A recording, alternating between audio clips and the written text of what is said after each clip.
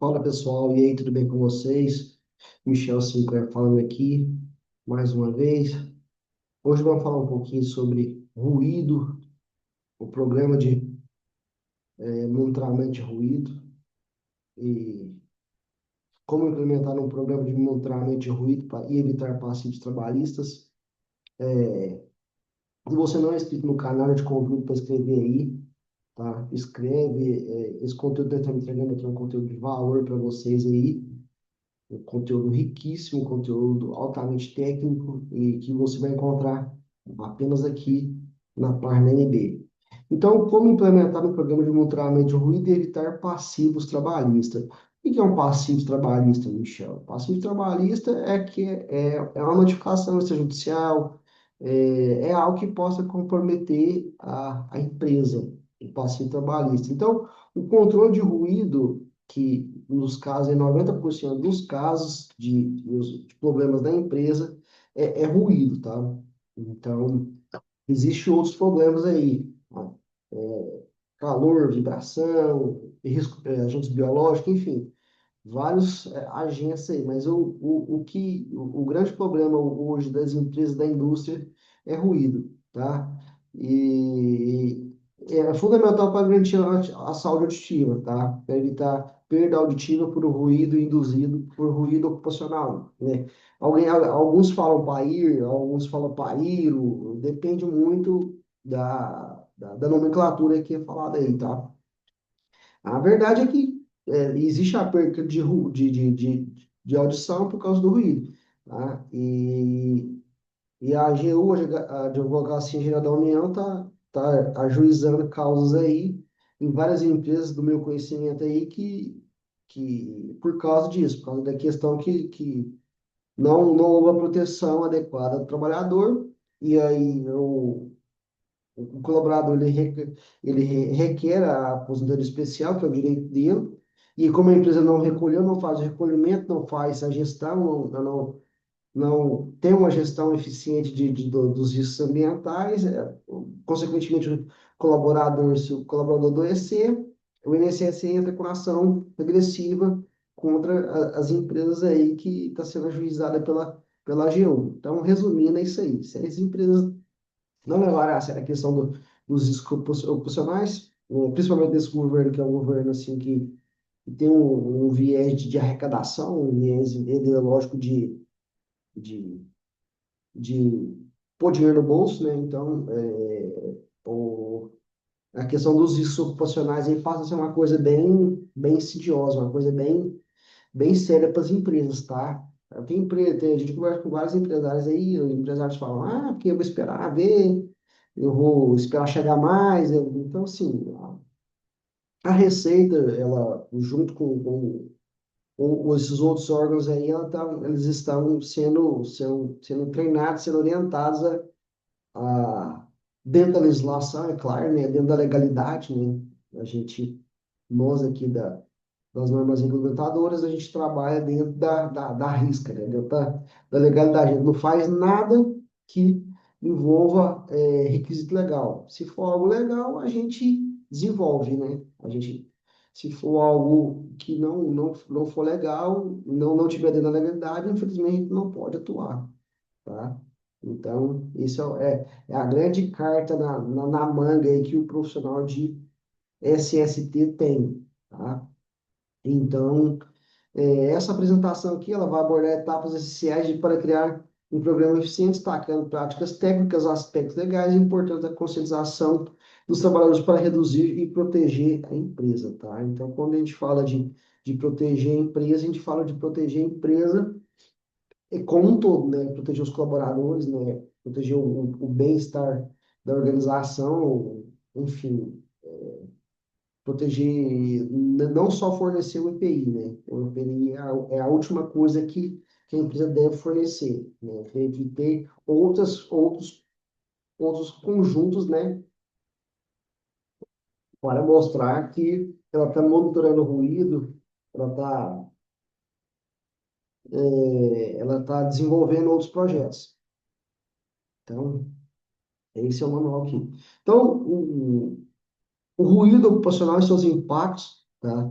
O ruído é um som indesejável ou prejudicial gerado por máquinas, processos, ambientes industriais que podem causar danos auditivos ou desconforto, tá? Isso aí já é algo que já é consolidado na sociedade técnica de segurança, tá?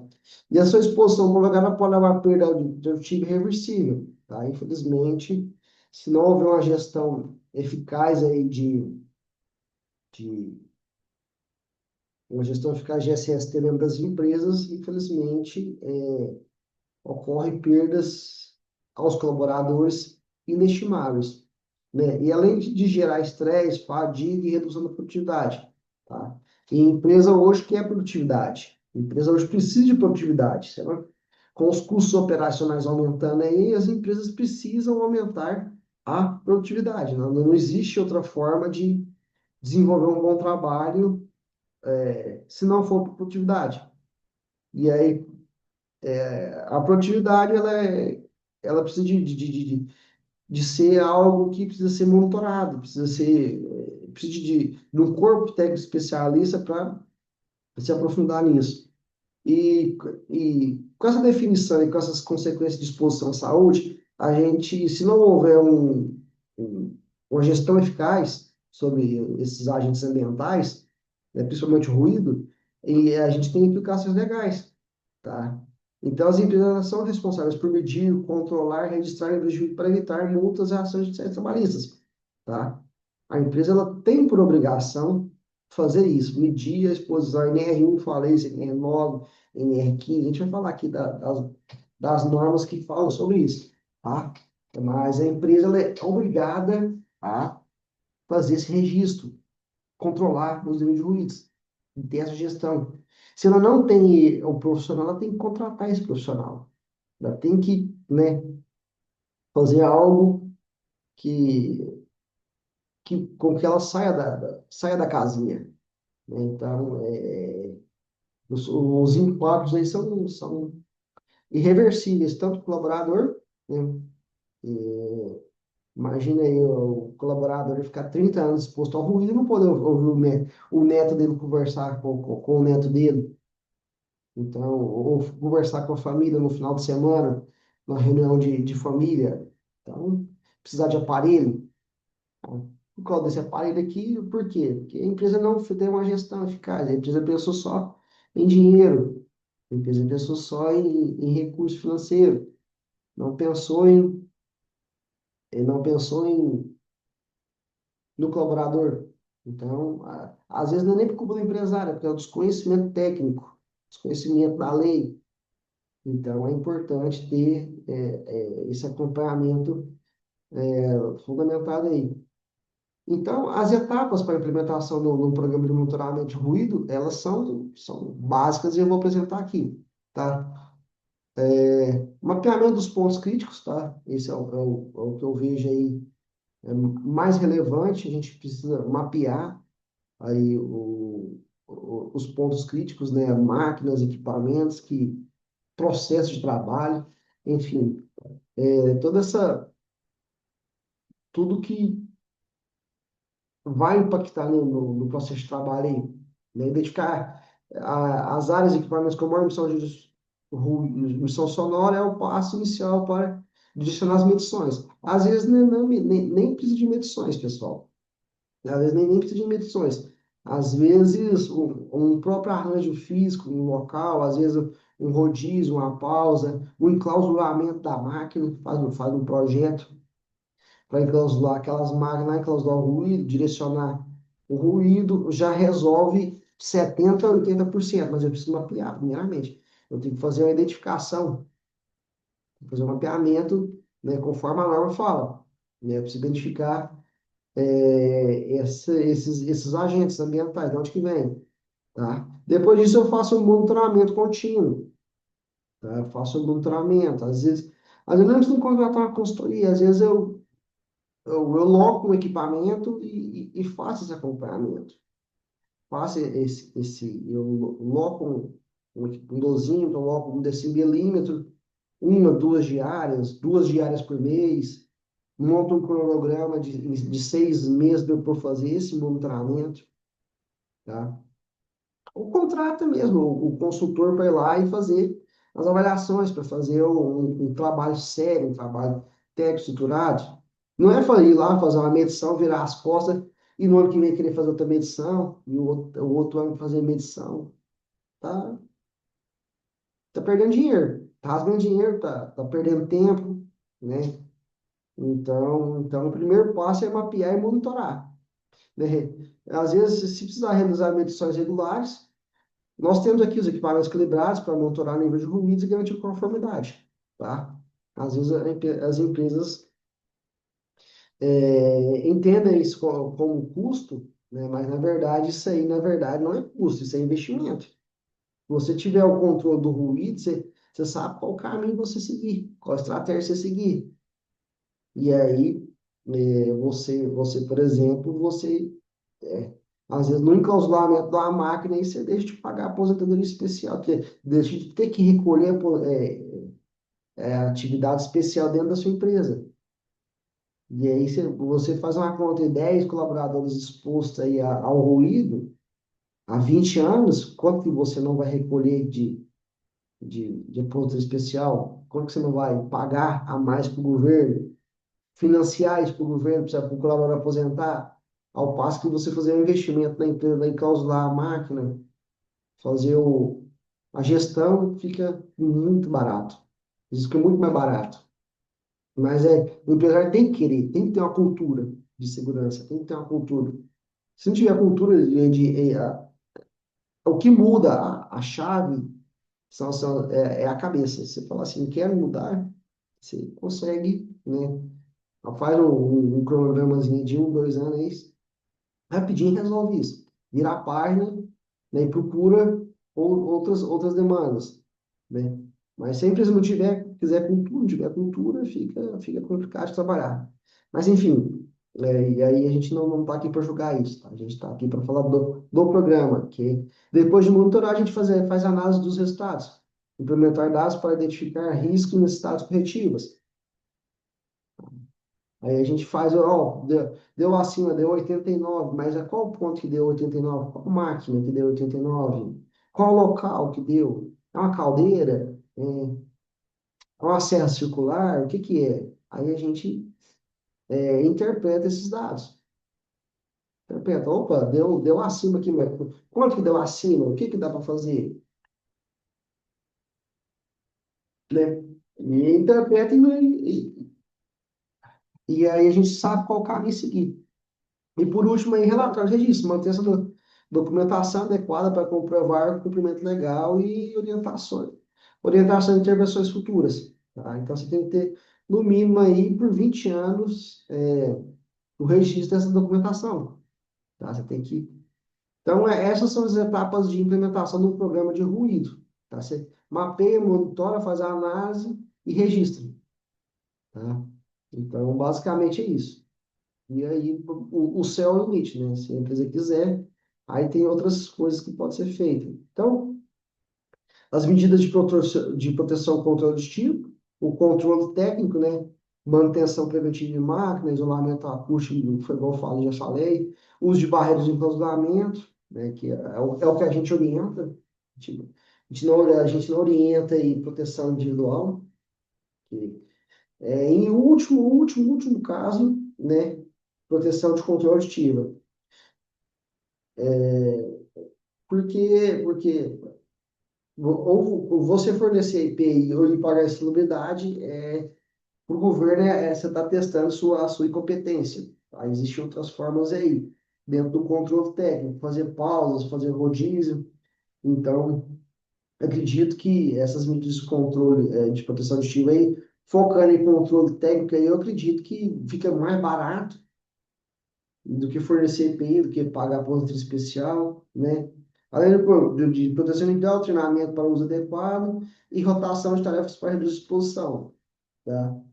Então, existe outros aqui, mas assim, a gente teria que aprofundar mais, teria que estudar, fazer estudos de caso, enfim, para entender essa forma aí, tá? De trabalhar. Então, legislação, né, foi igual eu falei, legislação, normas aplicáveis,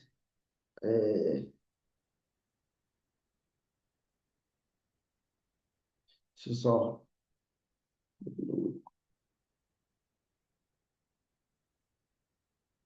Deixa eu-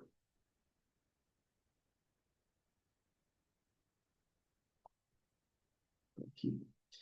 NR15, Atividades e Operações Salubres, portarias do Ministério do Trabalho, né, que determina métodos e parâmetros de controle do ruído, né, dentro das portarias do Ministério do Trabalho, aí tem a portaria 32.1478, que fala da NR15, que estabelece limites de tolerância para a exposição do ruído do trabalho, né, Decreto-Lei 52.54.53, que é a CLT, que dispõe sobre segurança ao trabalho, né, enfim, e aí, se a empresa entender que só isso aqui já subsidia legalmente as normas regulamentadoras aplicáveis, tá? Então, essa é a fundamentação jurídica que faz com que as empresas precisam desenvolver essa gestão eficaz de saúde e segurança do trabalho, ok? Então, a importância da capacitação e conscientização dos colaboradores. De algum tempo para cá, as empresas precisam investir um pouco mais em CIPATs, semanas internas de prevenção do acidente, fazer com que a CIVA participe mais dessa gestão, e ter programas de treinamentos para ensinar sobre os riscos de ruído, sobre o uso correto de EPIs, os procedimentos de segurança para a eficácia do programa, né? Porque dentro do programa você precisa capacitar, você precisa conscientizar os trabalhadores. Isso é algo importantíssimo. E comunicação contínua, né? Informativos, grupos de WhatsApp, redes sociais, para manter os trabalhadores informados sobre o monitoramento e medidas implementadas para aumentar o engajamento sobre a prevenção. Tá? A prevenção é um conjunto da sociedade, dentro da empresa. Se a empresa entender que precisa aumentar esse nível de engajamento, o SESMIT vai dar esse direcionamento, junto com o RH, junto com os outros setores, tá? Mas é muito importante a conscientização dos trabalhadores, se conversar, se orientar, você fala, ó, você está exposto acima do ruído, do limite de tolerância, isso faz mal para você a longo prazo, você vai perder a audição, você vai. Isso no seu dia a dia vai te prejudicar tanto na empresa aqui como na sua família, né? Então, você não vai poder conversar você não vai poder ouvir os seus familiares, você vai ter dificuldade, você vai ter que passar por um médico, por médico para colocar equipamentos, né, para ouvir, então assim, e a empresa, ela, né, ela tem a responsabilidade dela, assim como você tem sua responsabilidade. Então, quando você conversa, quando você conscientiza, quando você orienta os colaboradores, né, todo mundo, todos ganham, né? Toda a sociedade ganha com isso, tá? Então, e os passivos trabalhistas relacionados a, ao ruído, né? O passivo trabalhista. A documentação rigorosa, né? A empresa precisa ter uma documentação rigorosa aí com relação. Tem uma consultoria, tem uma pessoa que toma conta, que ajuda a gerenciar isso aí tudo, manter registrado medições, treinamentos, inspeções, para comprovar o cumprimento da legislação, fazer manutenção preventiva, garantir condições seguras de máquinas, ambiente para evitar exposições indevidas, tá? E aí o programa de gerenciamento de risco, na verdade, o gerenciamento dos riscos profissionais, o GRO, né, ele tem que abordar tudo isso, né? É um conjunto de informações. Não adianta você fazer medições e não investir com que as máquinas sejam máquinas boas, máquinas, né? Eu, recentemente, um cliente nosso recebeu uma reclamatória trabalhista e ele tem 20 anos que eu falo para ele, irmão, essas máquinas aqui é uma máquina da década de 60, 70, coloca faz um enclausulamento de uma máquina por ano, faz um enclausulamento, resolve uma máquina por ano, fica barato. Aí chegou lá, pedido de salubridade por parte do colaborador, R$ 180 mil. Ele está pedindo e vai ganhar. Ele vai ganhar. A gente fala para a empresa, ó, resolve, resolve. E a empresa fica aquele jogo de, né, não, não vai dar nada, não fica empurrando aqui no marasmo. Você vê que a empresa não quer resolver, não quer resolver. A gente orienta, fala, ó, isso aqui está dentro da legislação, enfim. E não cabe aqui a gente. E a empresa tem 50 funcionários expostos a ruído. Todo mundo vai entrar na justiça agora. E vai ganhar. E vai ganhar, porque vocês não têm uma ficha de treinamento, não tem uma ficha de um ordem de serviço, não tem um treinamento. Então, assim, você vê que o empresário não quer pagar para ver. E aí fica difícil. Porque chega o perito, chega a justiça, né? Fala, não tem como te defender, porque é um conjunto aqui, a gente está listando aqui quatro atividades, que é documentação, manutenção, atualização, atendimento rápido às reclamações, mas assim, existem outras coisas que precisam ser feitas na empresa. Só que se o empresário não quiser, aí ele paga para ver. Tá? Atualização item 3 é acompanhar mudanças legais e manter os programas sempre em conformidade. Eu tenho 20 anos que eu acompanho ele e ele já mudou de endereço 2 vezes, saiu do centro da cidade, de um barracão antigo, foi para o industrial, e não quer, não faz. Orienta, fala, ó, tem que fazer dessa forma. Você tem que dar treinamento, você tem que entregar o equipamento. Você- não vou mexer nas máquinas? Beleza, é uma opção sua, você não querer mexer nas máquinas. Se você não quiser fazer a gestão eficaz, mas pelo menos fornece o equipamento. Evidencia isso na reclamatória trabalhista, se chegar um juiz aqui e falar, ó, você forneceu a proteção adequada? Forneci, está aqui. Não faz. E agora vai pagar o preço, tá? Atendimento rápido a reclamações, resolver dúvidas, denúncias para evitar processos judiciais, tá? Então, tudo isso deve ser levado em consideração, tá?